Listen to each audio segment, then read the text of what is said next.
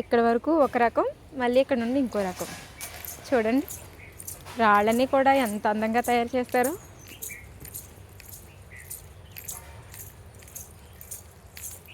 భలే ప్రెస్ అవుతున్నాయండి కాళ్ళు.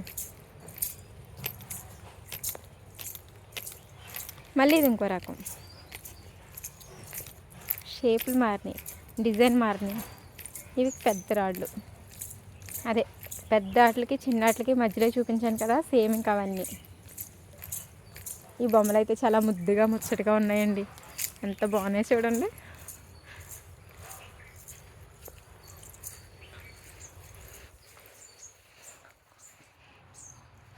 దివి నుండి దిగి వచ్చిన శిల్పమా అన్నట్టుంది.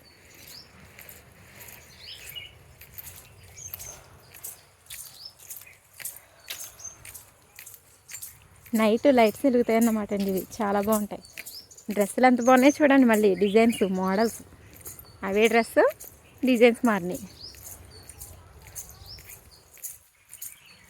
అదిగోండి ఇది జెంట్స్కి అన్నమాట.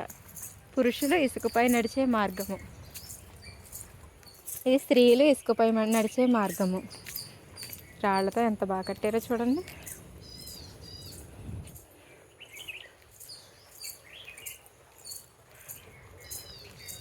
మొక్కల్ని ఆ షేపు ఎంత బాగా చేశారో చూడండి.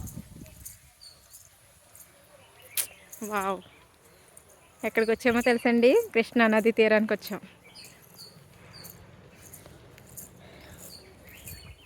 అలసిపోయి వచ్చి ఇలా కూర్చున్న వాళ్ళకి ఎంత హాయిగా ఉంటుంది చూడండి.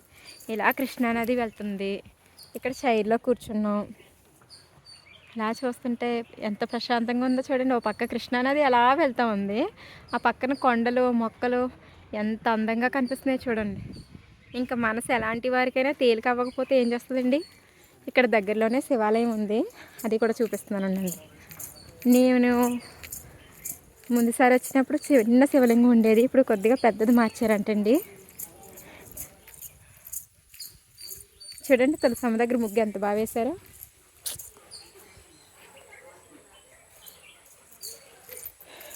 మొక్కల్ని కూడా శివలింగాల కింద కట్ చేస్తారండి, ఎంత బాగా షేప్ తీసారో చూడండి.